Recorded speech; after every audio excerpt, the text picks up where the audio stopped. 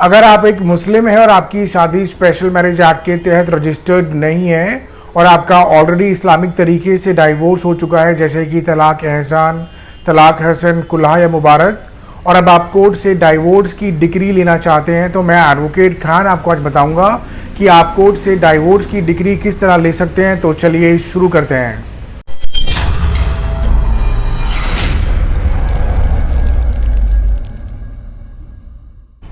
Pace legal consultants में आपका स्वागत है। कोर्ट से डाइवोर्स की डिक्री लेने के लिए आपको एक्सपर्ट एडवोकेट हायर करना होगा, जो कंसर्न फैमिली कोर्ट में section 7 of the family courts act 1984 के तहत the suit for declaration of marital status का केस फाइल कर देगा।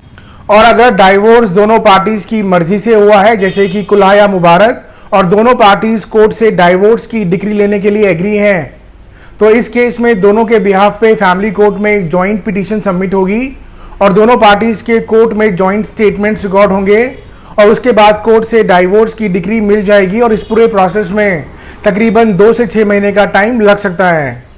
अब हम बात करते हैं कि अगर एक पार्टी कोर्ट से डाइवोर्स की डिक्री लेना चाहती है और दूसरी पार्टी कोर्ट नहीं आना चाहती और ना ही वो इस्लामिक तरीके से दिए गए डाइवोर्स को मानती है, तो इस केस में भी आपको एक्सपर्ट एडवोकेट हायर करना होगा, जो कंसर्न फैमिली कोर्ट में section 7 of the family courts act 1984 के तहत the suit for declaration of marital status का केस फाइल कर देगा।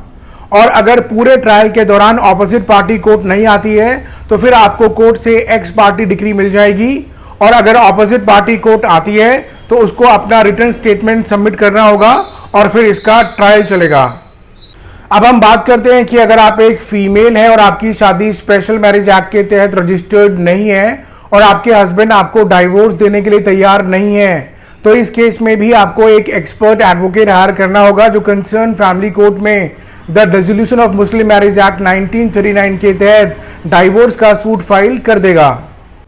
अब हम बात करते हैं कि अगर आप एक मेल हैं और आपकी शादी स्पेशल मैरिज एक्ट के तहत रजिस्टर्ड नहीं है और आपकी वाइफ आपको डाइवोर्स देने के लिए तैयार नहीं है और आपके पास सफिशिएंट रीजनेबल कॉजेज है डाइवोर्स देने के लिए और आपने आर्बिट्रेशन का प्रोसेस भी फॉलो कर लिया है, तो इस केस में आप इस्लामिक तरीका फॉलो करके डाइवोर्स दे सकते हैं, जैसे कि तलाक एहसान या तलाक हसन। और उसके बाद आप फैमिली कोर्ट जाके अलग से डाइवोर्स की डिक्री के लिए सूट फाइल कर सकते हैं।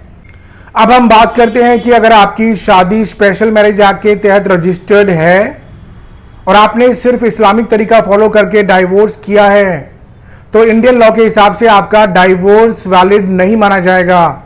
बिकॉज अगर आपकी शादी स्पेशल मैरिज एक्ट के तहत रजिस्टर्ड है तो आपका डाइवोर्स भी फिर स्पेशल मैरिज एक्ट के तहत ही होगा।